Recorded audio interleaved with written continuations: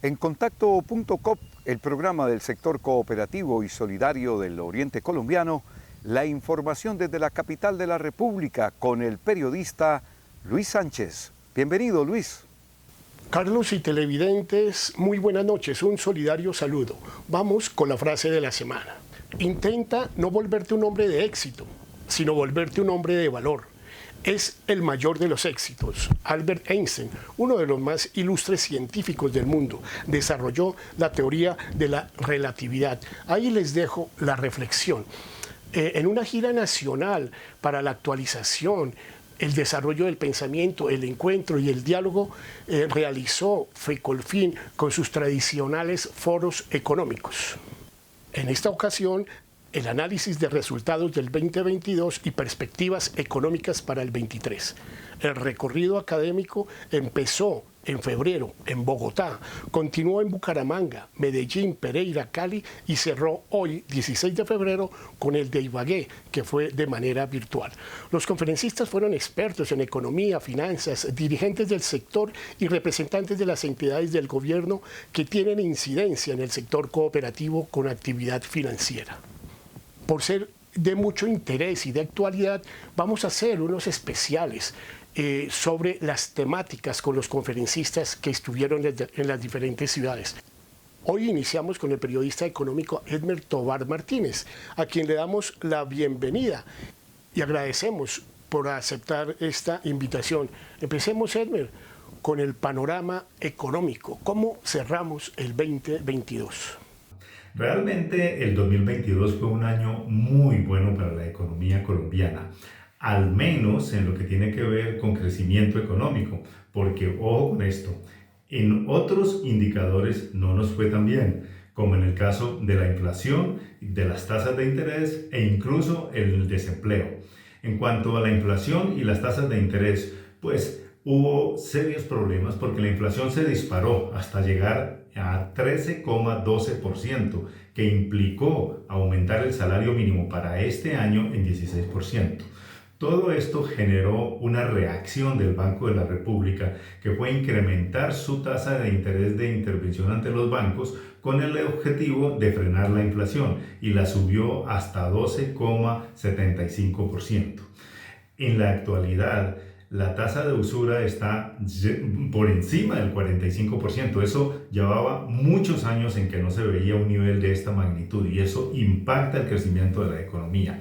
En lo que tiene que ver con desempleo, pues indudablemente que aunque hubo una disminución del desempleo del año pasado, que finalmente terminó en 11,2 frente a un 13,8 del año anterior, es decir, del 2021, pues hubo una mejora, pero la expectativa para el 2023 no es muy buena. Entonces, pese a tantos altibajos, el 2022 fue bueno para Colombia. Sin embargo, usted habla de que la expectativa para el 2023 no es del todo clara, no se vislumbra un buen panorama. Cuéntenos. Luis, el 2023 realmente no pinta bien para Colombia en materia económica, al menos en lo que tiene que ver también con crecimiento económico. ¿Por qué? Porque mientras el año pasado crecimos alrededor de 8% o un poco más, pues para este 2023 solamente se prevé un crecimiento de 1,5% o de 2%. Sin embargo, hay un pronóstico aún más preocupante y es el del Banco de la República, que indica que en el 2023 solo crecería la economía colombiana 0,2%. Eso trae unas implicaciones muy serias, especialmente sobre el desempleo.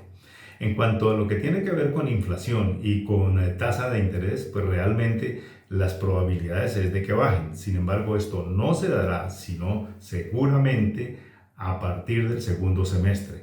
¿Por qué? Porque la inflación tiene una alta dependencia en estos momentos, desde el año pasado para acá, en los alimentos.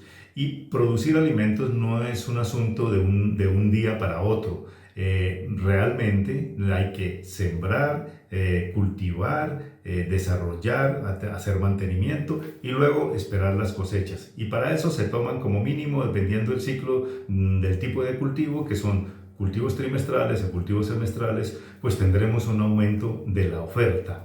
Pero el año no pinta bien. Adicionalmente a eso hay dos problemas pendientes por resolver, o por lo menos que están allí en stand-by.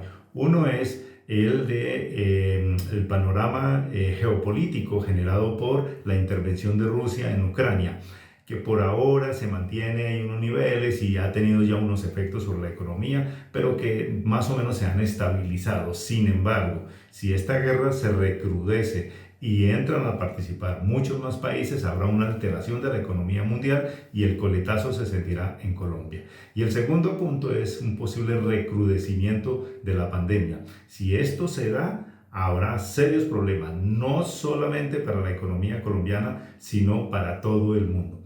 Eso es lo que nos depara el 2023. Desafortunadamente no son muy buenas noticias, pero ojo, tampoco es que estemos ante la catástrofe, ni el caos, ni la tremenda crisis que vivimos con la pandemia en el año 2020. Alivia que no sea tan crítico el panorama y que hayan oportunidades. Y ya para terminar, agradeciéndole a usted y a nuestros televidentes por acompañarnos, ¿qué debe esperar el sector financiero cooperativo? ¿Cuáles son esas posibilidades y qué opciones hay?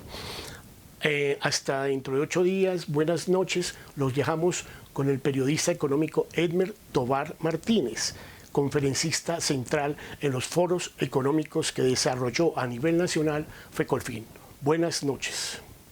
Pues vean ustedes, en medio de esta crisis, como les acabo de hablar de las oportunidades, el sector cooperativo puede tener una de las mejores oportunidades. ¿Por qué? Porque el gobierno está hablando más o menos el mismo idioma que habla el sector solidario colombiano.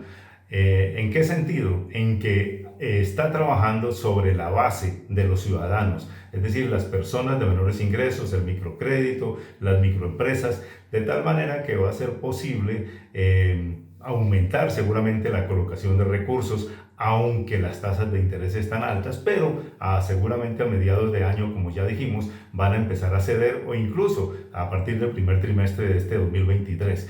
En consecuencia, hay unas muy buenas posibilidades. Es más, el gobierno está ofreciendo una cantidad de incentivos para el endeudamiento por parte de los microempresarios y de las personas que trabajan como independientes o las empresas que son unipersonales, todo aquel que tenga un negocito pequeño, la posibilidad de prestarle dinero para eso. Sin embargo, el sector cooperativo también tiene unas amenazas, y es el crecimiento de las tasas de interés y la competencia con los bancos comerciales por esos recursos que están en el mercado y que necesita recaudarlos el sector cooperativo para colocarlos dentro de su público objetivo.